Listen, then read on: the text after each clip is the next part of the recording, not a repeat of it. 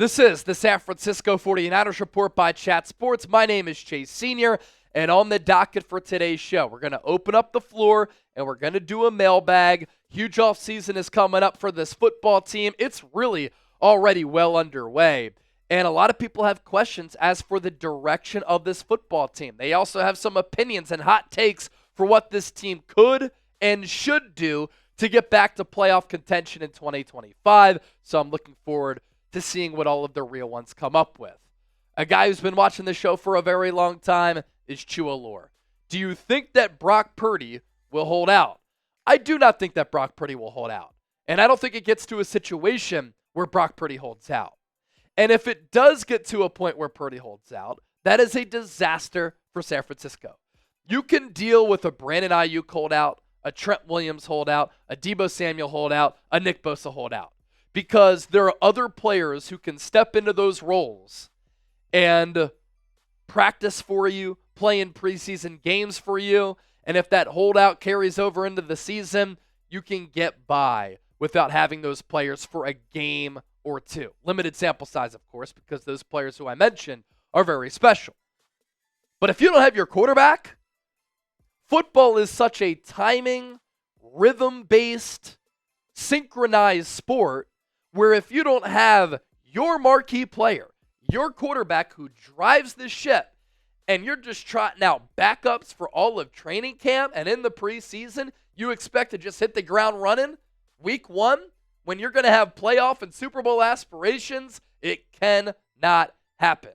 Brock Purdy's also a team captain. And I get that Brock Purdy really wants to get paid, and I think that Brock Purdy will get paid. I think the Niners pay him early in the process so they don't have to worry about any contract drama. I think the whole Brandon Aiyuk, Trent Williams, Christian McCaffrey thing, it wore them out a little bit, and the Niners want to get this deal done early to get their quarterback in camp, to get this team on the right page. Because this team in 2024, they were not on the right page offensively.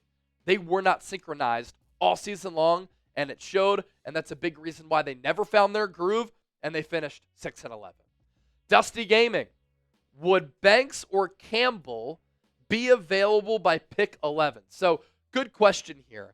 And you're talking about the Texas offensive tackle, Kelvin Banks, who is a really good player for the Longhorns, and Will Campbell, the LSU offensive tackle. It really all comes down to how many quarterbacks go in front of the Niners. Unfortunately for San Francisco, this is a very thin quarterback class.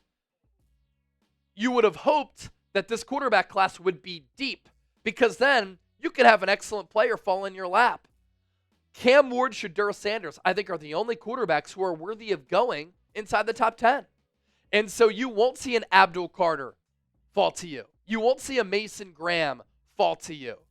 You could see a Kelvin Banks. You could see a Will Campbell, and they could be your starting offensive tackles for the future. Banks is a scheme fit. Will Campbell, really good player as well, running with that high-octane LSU offense. And so those are two players I've been scouting. Those are two players to keep tabs on as well. Joe G. Cam Skattebo in the later rounds, a possibility. I don't think he lasts until the later rounds. I think that he could be a second, third, or fourth-round pick. And I'm interested in him as a Niner player. He has NorCal ties. He went to Sacramento State, transferred to Arizona State. His numbers this year were so good. Running it, pass catching, and in that college football playoff game against Texas, he was carving up a Longhorns team that has NFL dudes all across the field, running it with physicality, has really good balance, really good speed for his size. He was catching the ball out of the backfield. Shoot, he even threw a touchdown pass. So a really good athlete who I think would be a good scheme fit for Kyle Shanahan. I think Shanahan would enjoy using him as a weapon, and I think that he could serve as a running back, fullback hybrid. So maybe get rid of Kyle Juszczyk, drafts Cam Skattebo, and you save some coin right there. My guy, Black Mask. Can we release Jake Moody, or is it about his contract? I'll take a look at Jake Moody's contract here. As a third-round pick, it's not that high. He has a 2025 cap hit of $1.4 million. He's going to make $1.2 million in cash. His career earnings so far, 2.5. And so if you were to cut him, it's not like you're losing a bunch of money. I think the Niners might be holding on to him because they used a third-round pick on him, and they don't want to admit that they failed with that selection, but they should learn their lesson. Never draft a kicker in the third round. What's your level of confidence in the Niners to get it right this offseason? Meaning they make the right moves in free agency, right selections in the draft to get back into the playoffs next year. Scale it for me from 1 to 100. Our sponsor for today's Niners Report, our friends at Priz Picks, the best daily fantasy sports app in the game, more than 10 million active members, billions of dollars in awarded winnings, and right now, when you go to prizepicks.com/CLNS and use the code CLNS, you can win up to 1,000 times your money. Also, when you play $5, you get $50 instantly. You don't even need to win to receive that $50 bonus. It's guaranteed. You can withdraw your winnings all within the app as well. So run your game with Priz Picks. Our lineup that we like for the national championship on Monday: Will Howard, more than a half passing yard. Riley Leonard, less than 167.5 passing yards. Jeremiah Smith, less than 80.5 receiving yards.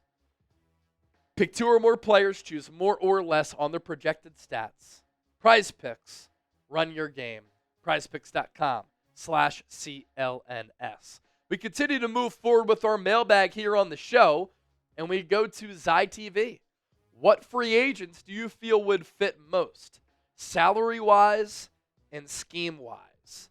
So my probably number one free agent target for the Niners is Drew Dalman, the center for the Atlanta Falcons. Raheem Morris brought in a bunch of Sean McVay Rams guys to run that offense. Zach Robinson was the OC. He's a Sean McVay understudy. And so that's very similar, the concepts, to what Kyle Shanahan likes to do. And so I think that Drew Dalman is a good scheme fit, really good player. The Niners have paid centers in free agency before under Shanahan. They gave Weston Richburg a 5-year, $47.5 million contract. They brought in Alex Mack, and they invested in him. And so I think Kyle Shanahan knows that when we have a good center, that's when we're at our best. That's my favorite free agent target for San Francisco. I think you draft a left guard. I think you draft a right tackle. I think you draft a defensive tackle and edge, and then you address some of those other areas in free agency. But that's my number one player right there for San Francisco. Zack Wilson, too, as a backup quarterback. That's what I want the Niners to do. Sugar Shane, $5. The draft is offensive line deep, especially along the interior offensive line. Trade back for a late first, extra second, and a fourth, or draft a defensive lineman at number 11. Your thoughts? So I tweeted this out over the weekend, and it went viral for whatever reason. Got 200,000 views on X, but I had said, if I'm the Niners, I think about trading out of 11 to the middle portion of the first round, right? And you get an offensive lineman in the teens or 20s, and then you find a way to get into the late 20s, early 30s, and you get that offensive lineman first, and then you got Jack Sawyer out of Ohio State. Jack Sawyer is a good player who I would take late in the first round, borderline second round guy, but there you get creative, you move out of 11, you get an offensive lineman, and you get a defensive lineman, and that's how you start rebuilding the trenches for this football team. So something like that. Appreciate that, Shane. Ernesto Ojeda. Is Brandon Aiyuk still considered a number one wide receiver when he's able to return from his injury? He's the best wide receiver on the Niners. We'll see if he's able to come back healthy. That was a really brutal knee injury. There were multiple ligaments torn and a lot of damage in there. Aiyuk is a player who's relied on cutting, speed, explosion, short area quickness, that wiggle to gain separation, both with his routes coming out of breaks, but also at the line.